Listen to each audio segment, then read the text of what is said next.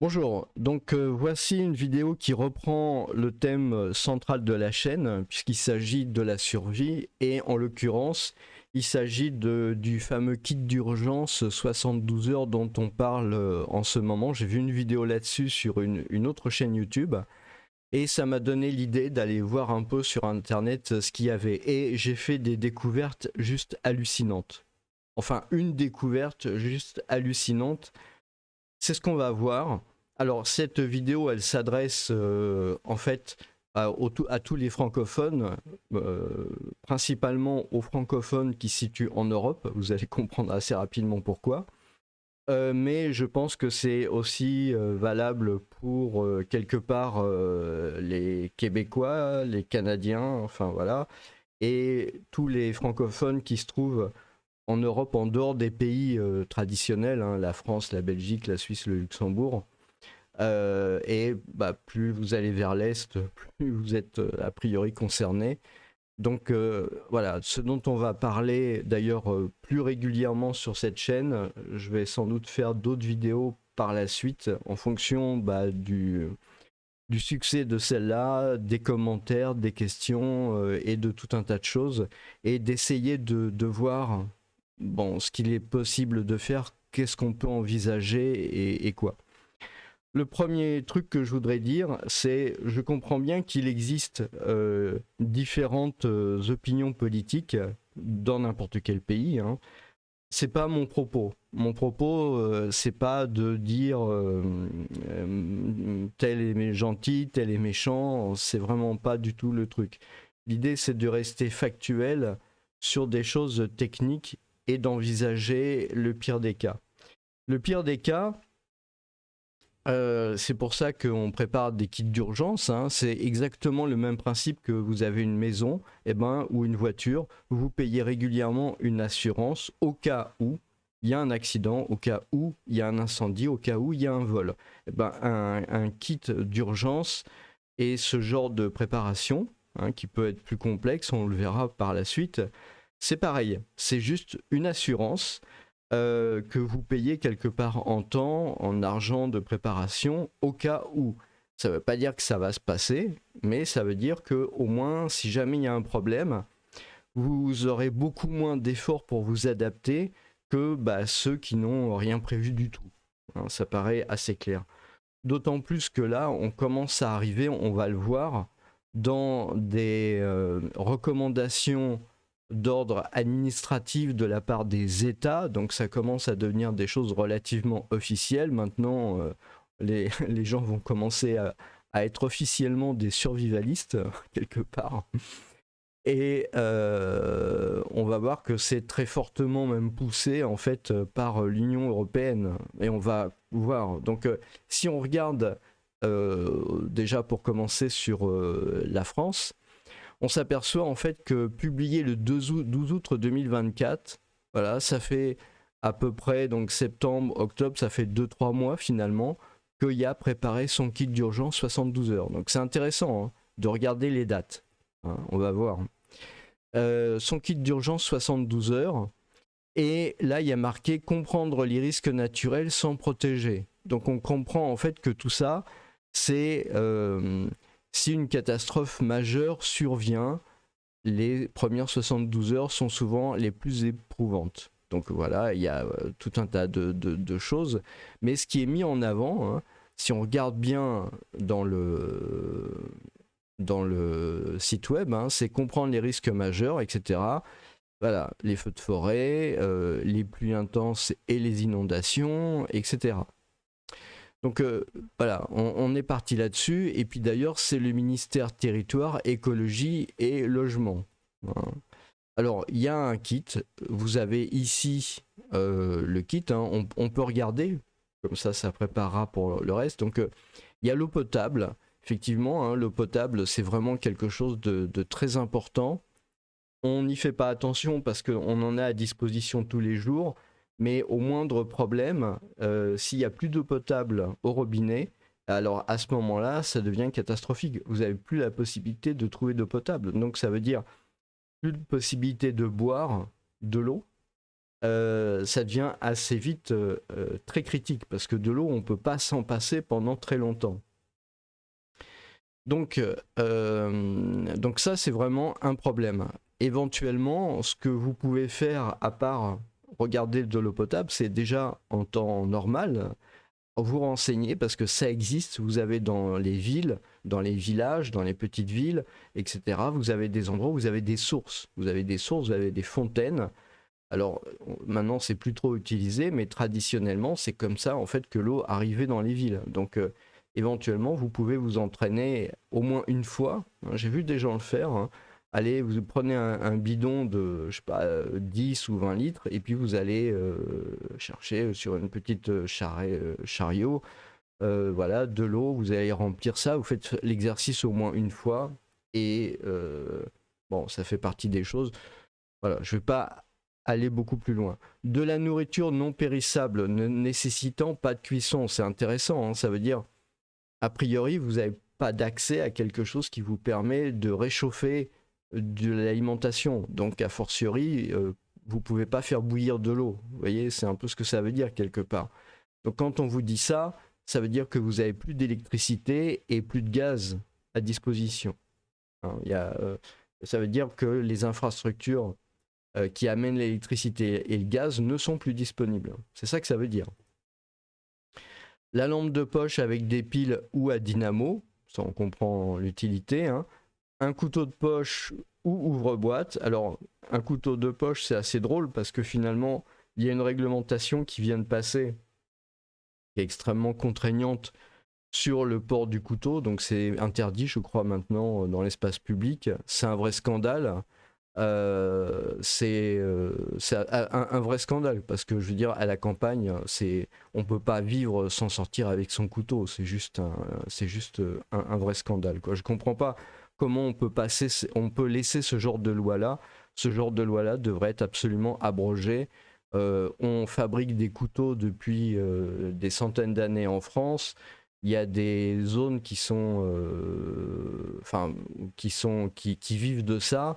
À un moment donné, c'est pas parce qu'on ramène un danger de l'extérieur que les gens en France ou ailleurs en Europe doivent subir le contre-coup de la folie de certains politiciens. Donc ça, c'est vraiment absolument un scandale et j'espère que ça sera supprimé assez rapidement. Des bougies avec allumettes ou briquets. Donc là encore c'est clair, vous n'avez pas d'accès au gaz ou à l'électricité. Radio avec piles et des piles de rechange. Trousse médicale de premier secours, un double des clés. Bon, ok. Des photocopies des papiers d'identité. Alors, faut que ça soit bien protégé, faut que ça soit dans du plastique et que ça soit bien hermétique. Les médicaments, l'argent liquide, des vêtements chauds. Voilà, donc là vous avez un résumé, je ferai pas le listing à chaque fois. Alors ça vaut ce que ça vaut, on pourrait ajouter des choses là-dedans. Bon, il y a probablement des choses qui manquent, mais voilà, vous avez déjà quelque chose de base au moins, quoi. Donc ensuite ce que j'ai fait, c'est que j'ai fait une traduction tout simplement en allemand pour voir en fait qu'est-ce qui se passait chez les Allemands. Parce que c'est vrai, après tout, il y a ça en France, mais j'avais cru comprendre que c'était une directive européenne. Donc si c'est une directive européenne, ça veut dire que c'est appliqué dans tous les pays de l'Union européenne. Alors je vais parler de la Suisse en fait parce qu'ils sont francophones, pas parce qu'ils sont dans l'Union européenne, c'est en discussion, mais voilà, parce qu'ils sont francophones. Et je trouve qu'il y a des choses très intéressantes en Suisse de toute façon sur le sujet. Donc c'est assez clair en fait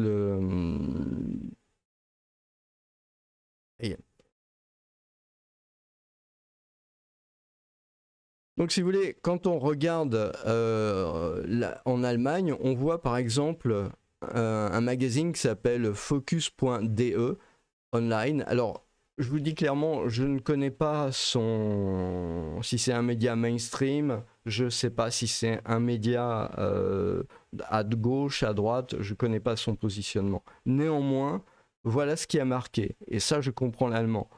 Il y a marqué Angst vor dem Krieg mit Russland. En fait, c'est très clair. ça veut dire la peur de la guerre avec la Russie. On ne peut pas être plus clair. Donc là, on voit que on a en fait le kit de survie 72 heures, hein, et c'est en relation avec la peur de la guerre avec la Russie. Je veux dire, c'est posé là très clairement sur ce point-là. Donc, si on regarde ça sur YouTube, hein, on fait une petite recherche, on s'aperçoit. Donc là, c'est sur, voilà, ils ont repris l'article. Hein. Il y a un peu plus de détails, hein, et ils parlent dedans. Donc, il y a un certain nombre de choses, et ils parlent de ça. Hein. Ils parlent de ça. Ils parlent donc de la Commission européenne. Donc pour renforcer l'Europe civile et militaire, en gros il faut être préparé, etc. Voilà, machin, tout ça. Donc on voit, hein, l'UE a subi la plus sévère pandémie d'un siècle et la guerre la plus sanglante en Europe sur son sol depuis la Seconde Guerre mondiale. Et puis, l'année la plus chaude de son histoire. Bon, on comprend bien que l'année la plus chaude de son histoire, c'est une chose, mais on comprend bien en fait que ce qui surtout leur pose problème, à raison, c'est la guerre de la Russie en Ukraine, très clairement. Donc, voilà. On a Newsweek, hein, qui est aussi très très clair, et c'est le 31 octobre 2024, donc c'est il y a 5 jours, hein, il y a moins d'une semaine. Europeans told to stockpile food in case of war with Russia. Donc ça veut dire les Européens doivent stocker la nourriture en cas de guerre avec la Russie. C'est on ne peut plus clair. C'est on ne peut plus clair. Donc vous avez voilà cet article en fait sur le sujet. Comme partie de la stratégie, l'Union européenne doit conseiller de se préparer et les gens doivent être autosuffisants un minimum de 72 heures dans le cas d'une urgence. Donc, Russian aggression, voilà, against Ukraine. Donc, c'est très très clair en fait. Vous voyez, c'est pas, on parle pas là comme en France de risque naturel. On parle vraiment d'un conflit direct entre l'Europe et la Russie. Et c'est clair que minimum 72 heures, c'est vraiment un minimum quelque part. Hein, parce qu'en cas de guerre, même si le front n'était pas dans votre pays en particulier, enfin je veux dire, bon, je ne vais pas revenir sur tout un tas de choses. Il y a déjà des éléments sur la chaîne, hein, mine de rien, quelque part, que vous pouvez déjà commencer à reprendre éventuellement si ça vous intéresse. Si je regarde les risques, hein, si je regarde pour la Belgique maintenant, on a fait la France, on a fait l'Allemagne, la Belgique, vous avez le centre de crise nationale, les risques naturels, les risques technologiques, les risques sanitaires, les risques pour la sécurité. Donc bon, je vais pas tout détailler. Néanmoins, vous avez un rappel sur le kit d'urgence, hein, Centre national de crise en Belgique. Donc un kit d'urgence, pareil, on va regarder ça rapidement. Hein. Que mettre dans un kit d'urgence à domicile? Donc vous avez la pharmacie, l'eau, le chargeur GSM, les documents importants, la lampe de poche, les piles, le briquet, les allumettes, le couteau suisse, une checklist, etc. Et puis dans la voiture, les bouteilles d'eau, les aliments, voilà, il y en a plus dans la voiture que dans le domicile. Ça indique déjà un peu les risques. Hein. qui doivent être un déplacement quelque part. Donc boîte, manuel de premier secours, lampe de poche, cap de démarrage, GPS, des cartes routières, formulaire européen de constat d'accident, ouais. Et des gilets jaunes, bon, un triangle de danger, voilà, et puis voilà, tout un tas de choses nécessaires, voilà. Donc voilà. Ensuite, donc j'ai cherché les kits de survie pour la Suisse. Qu'est-ce qui a été conseillé? Alors, j'ai pas trouvé grand-chose, mais il faut dire quand même que ce qui est bien en Suisse, c'est qu'ils ont quand même une culture de la responsabilité civile quand même. Je trouve qui est assez intéressante par rapport à la France, par exemple. On parle là de risque de guerre, hein, clairement. Bon, alors je sais bien que la Suisse est absolument neutre. Néanmoins, il faut bien quand même savoir que la Suisse est quand même un pays dans lequel il y a un service militaire qui est, on va dire, permanent entre, disons, les hommes d'un âge moyen quelque part, bon, font pendant une très longue, enfin, pendant des périodes séparées, des courtes périodes pendant leur vie, mais de manière très régulière, en fait, vont au service militaire et aussi ils ont leurs armes avec eux chez eux. Donc les Suisses sont relativement près. De plus, c'est quand même un pays dont les gens sont très proches de la nature. C'est un pays de montagne, de forêt, de lacs. C'est un pays qui est vraiment très sympathique, très, enfin, c'est vraiment, on peut faire des randonnées. Vous avez d'ailleurs des chaînes de youtubeurs hein, qui sont de Suisse. Hein. Je pense par exemple à Grandeur Nature, qui est un youtubeur justement qui fait connaître un peu les paysages suisses. C'est très sympa. Vous avez aussi Mike Horn, qui est un aventurier très connu, qui habite en Suisse. Donc en fait, et puis vous avez ce rapport avec la nature beaucoup plus que ce qu'on peut avoir dans des pays où il y a moins de montagnes. Et donc c'est intéressant. Et c'est vrai qu'ils sont quand même plus préparés à la randonnée, à bouger, à la survie au camping, etc. Donc c'est vrai que c'est peut-être un peu moins critique d'autre part. Il y avait, comment dire, quelques dizaines d'années, je ne sais pas si c'est encore le cas, mais quand les Suisses construisaient un immeuble, ils devaient obligatoirement construire sous l'immeuble, enfin, réserver une pièce comme abri anti-atomique. Donc ensuite, je crois, c'est là où ils mettaient les machines à laver. Hein. Parce que bon, voilà. Et donc, ça veut dire il y a quand même quelque part bon, une préparation, puis c'est un peu normal. Je veux dire, quand on est dans un pays de montagne, on doit toujours quand même un peu prévoir, peut-être il y a trop de neige, les blocages, un peu plus, la nature est peut-être un peu plus difficile. Donc nécessairement, on est amené à mieux prévoir. Et donc je pense que voilà, c'est pour ça.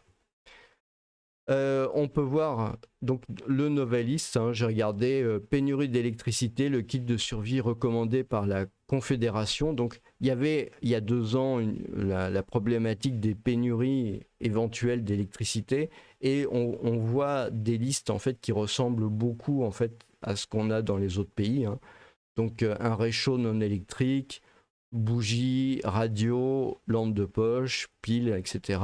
De l'eau, hein, ça c'est une constante, des aliments de longue conservation avec les rochtis, les fameux rochtis, c'est une spécialité suisse, d'ailleurs plutôt suisse-allemande, c'est très bon.